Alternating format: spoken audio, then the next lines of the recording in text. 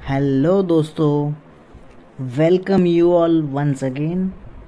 सो आज का हमारा नॉलेजेबल एंड इंफॉर्मेटिव वीडियो रहेगा section 32 of Indian evidence act. ये सेक्शन 32 डील करता है डाइंग डिक्लेरेशन से, लेकिन सेक्शन 32 सिर्फ डाइंग डिक्लेरेशन से डील नहीं करता है। इसके काफ़ी सारे एस्पेक्ट्स हैं। हो सकता है आप में से काफ़ियों को ये बात पता हो, लेकिन काफ़ियों से काम नहीं चलेगा। हम सबको एग्जॉस्टिव नॉलेज होनी चाहिए। तो without wasting any further time let's get started. And मैं इसमें आपको एक और चीज़ बताऊं कि ये पार्ट 1 है, बिकॉज डाइंग डिक्लेरेशन काफ़ी वास्ट एक टॉपिक है। इसमें अगर हम सब कुछ कवर करेंगे विद केसेस तो ये मिनिमम 40 मिनट की वीडियो बनती, बट मैं चाहता हूँ कि 10-10 मिनट की अगर 4 बन जाए तो वो काफ़ी बेहतर रहेगा आपके अंडरस्टैंडिंग के लिए। तो ये पार्ट 1 है। इसमें पार्ट 2, 3 जब भी ये टॉपिक जब तक ख़त्म होगा इसकी वीडियो आती रहेगी। तो हम शुरू करते हैं आज का टॉपिक। फर्स्ट ऑफ ऑल हम सेक्शन 32 को आज हम अच्छे से जानेंगे, बिकॉज हमें लगता है सेक्शन 32 का मतलब है डाइंग डिक्लेरेशन, जो कि सही भी है, लेकिन सेक्शन 32 सिर्फ और सिर्फ डाइंग डिक्लेरेशन से डील नहीं करता है। इसके और भी पॉइंट्स हैं, बट हमें लगता है कि सिर्फ ये डाइंग डिक्लेरेशन से ही डील करता है। बट हम फंसेंगे कहाँ पे? जब एक MCQ क्वेश्चन में आएगा कि which of the following section deals with dying declaration, वहाँ पे ऑप्शन रहेगा सेक्शन 32 एंड उसी में एक ऑप्शन रहेगा सेक्शन 32 क्लॉज 1। अब हमें परफेक्टली सेक्शन 32 क्लॉज 1 पे टिक करना है, बट वहाँ पे हम कंफ्यूज हो सकते हैं। तो आज हम इसको ब्रीफ में जानेंगे पूरा सेक्शन 32। देखिए सेक्शन 32 क्या कहता है? Cases in which statement of relevant fact by person who is dead or cannot be found etc is relevant। etc में इसके बाकी सारे पॉइंट्स आ गए कि उन केसेस में क्या होगा, उनकी रेलिवेंट फैक्ट कब माना जाएगा, जो कि पर्सन डेड हो गया, कैनॉट बी फाउंड, और ये रेलिवेंट होगा हमारे केस के रेस्पेक्ट में। सिंपल लैंग्वेज में आपको बताऊं, इसका मतलब कहने का ये है कि कौन कौन से फैक्ट्स रेलिवेंट हो जाएंगे। हम जब भी हम इंडियन एविडेंस एक्ट पढ़ते हैं या फिर हम केसेस से डील करते हैं, तो माना ये जाता है कि जो हियर से एविडेंस है, हियर से मीन्स कहीं सुनी बातें, उनको कोर्ट एक्सेप्ट नहीं करता है और उनको करना भी नहीं चाहिए। क्यों? क्योंकि वहाँ पे एक पर्सन कहता है कि हाँ मैंने उसको बोलते हुए ऐसा सुना था, बट वो उसने खुद नहीं सुना, उसने किसी थर्ड पर्सन की बात बोली। अब थर्ड पर्सन के बेसिस पे कोर्ट कोई किसी को सजा सुना दे और वो बात गलत निकले, तो फिर वो तो गलत हो जाएगा, नाइंसाफ़ी होगी। इसीलिए हियर से एविडेंस एक रूल है इंडियन एविडेंस एक्ट का, गोल्डन रूल है कि हियर से evidence must not be included.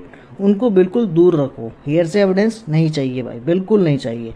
लेकिन सेक्शन 32 इसका एक्सेप्शन बन जाता है, इसलिए सेक्शन 32 काफ़ी इंपॉर्टेंट हो जाता है, because exceptions are always important. तो सेक्शन 32 जो बताता है वो हियर से का एक्सेप्शन बताता है कि देखो ये कहीं सुनी बातें तो है, लेकिन कोर्ट में एक्सेप्टेबल है, रेलिवेंट है। यही इसकी हेडिंग कहना चाह रही है कि जहाँ पे पर्सन डेड हो गया, कैनॉट बी फाउंड है, उनकी कही गई बातें भी अगर थर्ड पर्सन कोर्ट में बताता है तो वो रेलिवेंट हो जाएगी। सिंपल सा। अब हम देखते हैं वो कौन कौन सी बातें हैं। First of all, statements written or verbal of relevant facts. वो फैक्ट क्या होने चाहिए? रेलिवेंट फैक्ट्स होने चाहिए। Made by a person who is dead or cannot be found or has become incapable of giving evidence or whose attendance cannot be procured without an amount of delay or expense। मतलब कोई foreign चला गया या कहीं और चला गया, अब उसको अगर हम बुलाएंगे तो काफ़ी खर्चा हो जाएगा, लेकिन उसकी प्रीवियस जो बातें हैं हम उसके बेसिस पे उसको रेलिवेंट फैक्ट मान सकते हैं। Under the circumstances of the case appears to the court unreasonable are themselves relevant fact in the following cases। अब देखिए कौन कौन से केसेस हैं जहाँ पे इन लोगों की कही गई बातें भी रेलिवेंट हो जाएगी।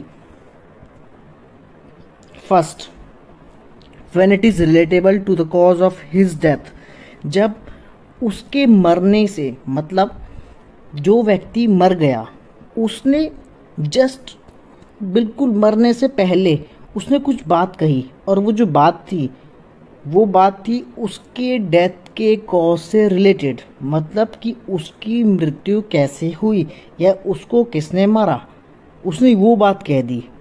तो वो जो बात है ना वो थर्ड पर्सन भी अगर कन्वे करेगा कोर्ट में तो वो रेलिवेंट होगी। और इसी पार्ट को हम कहते हैं डाइंग डिक्लेरेशन, जो कि बहुत इंपॉर्टेंट है। इसको हम अच्छे से डील करेंगे आगे आने वाले वीडियोस में भी। तो फर्स्ट पॉइंट क्लियर है, जब उसकी डेथ से रिलेटेड उसने कॉज बताया। हालांकि अब देखिए अगर वो मर रहा है और उसने, जैसे इसमें एक केस है जिसमें बहुत सारे डेकवाइट्स होते हैं, अब एक को गोली मारी, किसी ने देख लिया कि हाँ भाई चोरी करके जा रहे हैं, लूट के जा रहे हैं, एक को गोली मारी। अब गोली मारी, अब उसने मरते मरते क्या बोला कि हमने इसलिए डेकॉइटी करी है, डेकॉइटी का रीज़न बताया। तो ये वैलिड नहीं है, ये डाइंग डिक्लेरेशन नहीं है। क्यों? क्योंकि उसने अपने डेथ का रीज़न थोड़ी बताया, और डेथ का रीज़न तो सबको पता है कि वो डेकॉइटी करके जा रहे थे, सेल्फ डिफेंस में गोली चलाई किसी ने।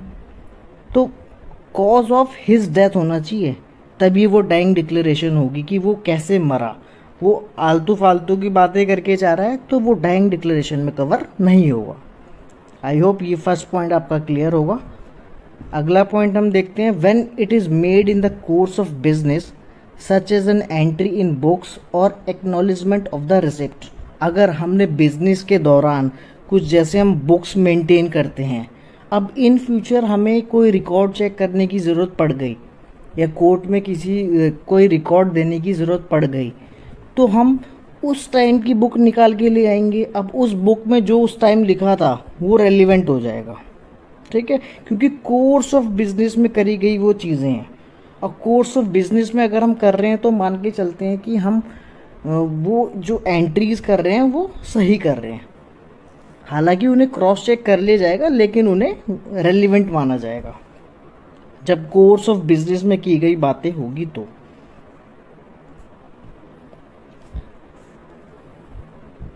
Next is when it is against the pecuniary or proprietary interest of the person making it।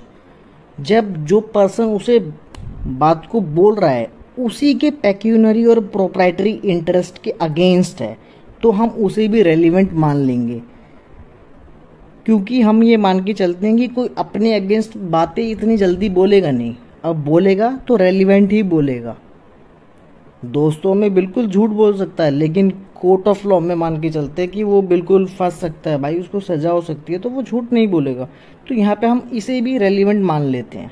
जब उसी के अगेंस्ट कोई कही गई बातें हैं, उसने कहा कि उस थर्ड पर्सन ने ऐसा किया था, पर उसी की बात वो अगेंस्ट जा रही है, उसी की इंटरेस्ट के अगेंस्ट है, तो वो भी हम रेलिवेंट में मानते हैं।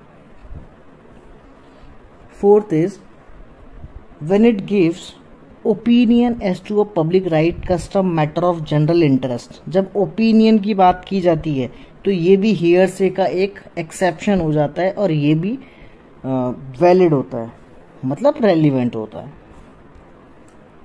Next is when it relates to the existence of any relationship between persons as to whose relationship the maker had special means of knowledge. अब किसी के रिलेशनशिप की स्पेशल मीन ऑफ नॉलेज थी किसी को, तो उसने वो आके बताया कि हाँ एग्जिस्ट करता था ऐसा रिलेशन इनके बीच में, वो सब चीज़ें, तो ये भी रेलिवेंट हो जाता है। When it is made in will और deed relating to family affairs, बहुत सिंपल पॉइंट है और बहुत इंपॉर्टेंट है ये भी। विल और डीड में अगर कोई लिख के चला गया, अब विल कब एग्जीक्यूट होगी? जब कोई मर जाएगा। अब विल एग्जीक्यूट होगी मतलब हम मानेंगे कि उस विल में जो लिखा है वो उसी की इच्छा थी, ठीक है ना। तो वो जो इच्छा थी वो कोर्ट ऑफ लॉ में रेलिवेंट होगी। हम उसको प्रूफ में दिखा सकते हैं कि देखिए विल में ये इच्छा है, अगर ये कंडीशन सेटिस्फाई करेंगे तब जाके इनको ये प्रॉपर्टी मिलेगी या फिर ये इनको इतना पैसा मिलेगा, जो भी था, जो भी कंडीशन है। तो वो जो बंदा लिख के गया है, हालांकि वो प्रेजेंट नहीं है, फिर भी उसको हम वैलिड मानेंगे। When it is contained in a document relating to transaction mentioned in section 13, section 13 में जो भी transactions दिए, अगर उससे रिलेटेड कोई भी डॉक्यूमेंट है तो वो भी कोर्ट ऑफ लॉ में रेलिवेंट माना जाता है। इसमें जो सबसे इम्पॉर्टेंट पॉइंट है, अभी इसका एक लास्ट और कर लेते हैं फिर मैं आपको बताता हूँ। 8 पॉइंट, इसमें 8 ही पॉइंट्स हैं। फर्स्ट पॉइंट डाइंग डिक्लेरेशन, बहुत इंपॉर्टेंट। 6th पॉइंट काफ़ी इंपॉर्टेंट है, विल और डीड का। और बिजनेस ट्रांजैक्शन, सेकंड पॉइंट।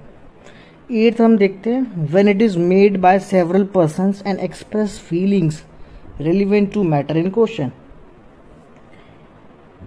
जब कोई डॉक्यूमेंट या कोई चीज सेवरल पर्सन्स ने बनाई है और वो एक्सप्रेस करती है feeling relevant to matter in question, अगर कोई जो भी क्वेश्चन, मतलब जो भी क्वेश्चन कोर्ट ऑफ लॉ में है जिसके बारे में प्रूफ करना है, और वो सेवरल पर्सन्स ने बनाई है और वो सब एक ही बात कह रहे हैं, ठीक है ना, वो अपनी फीलिंग्स एक्सप्रेस कर रहे हैं, तो वो भी रेलिवेंट हो जाती है। मतलब जब हम मान के चलते हैं, अगर कोई एक इंसान कुछ चीज़ लिखता है, इन फ्यूचर देखेंगे तो हो सकता है कि हम उसको उस पर क्वेश्चन उठा दें कि शायद ये गलत होगी, उसने अपने पर्सनल बायसनेस में लिखी होगी। लेकिन अगर सेम चीज़ कोई 3-4 लोग लिखते हैं और उनका आपस में कोई उतना रिलेशन नहीं है, तो वो हम मान के चलते हैं कि हाँ, अगर उन सब की बातें एक ही तरफ इशारा कर रही है तो उसको भी हम रेलिवेंट मान के चलते हैं कि हाँ, एक बंदा झूठ बोल सकता है, 2, बट कोइंसिडेंस में चारों ने एक जैसी बातें लिखी है तो वो नहीं हो सकता। तो इसीलिए हम उसको भी रेलिवेंट मान के चलते हैं क्वेश्चन में, ठीक है। तो ये 8 पॉइंट्स हैं। इसमें मुझे लगता है कि आपको ये 8 पॉइंट्स समझ में आ गए होंगे, और जो सेक्शन 32 है सिर्फ डाइंग डिक्लेरेशन से डील नहीं करता है, ये आपको पता चल गया होगा।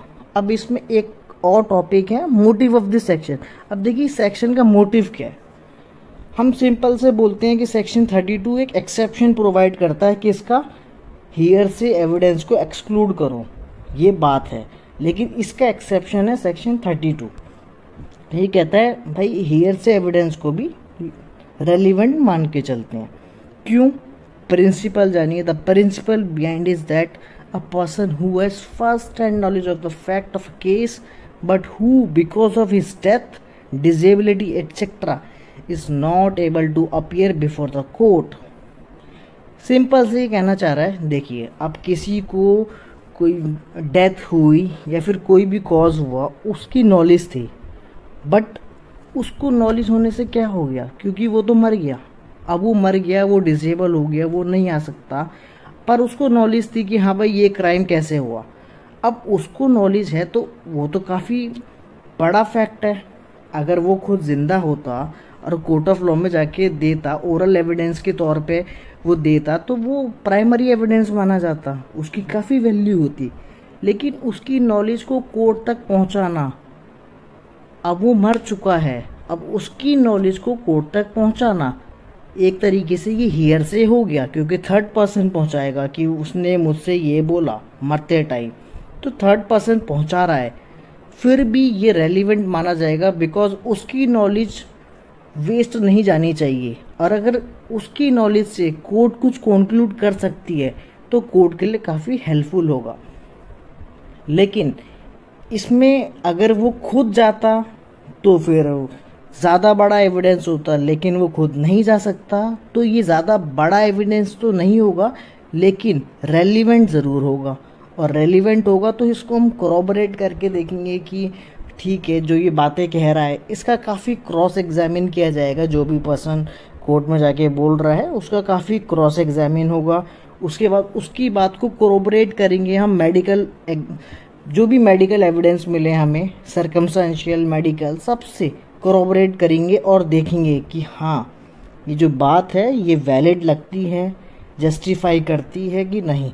अगर करती है तो बिल्कुल रेलिवेंट में जाके उसको हम सज़ा दे सकते हैं, एक्यूज को सज़ा दे सकते हैं।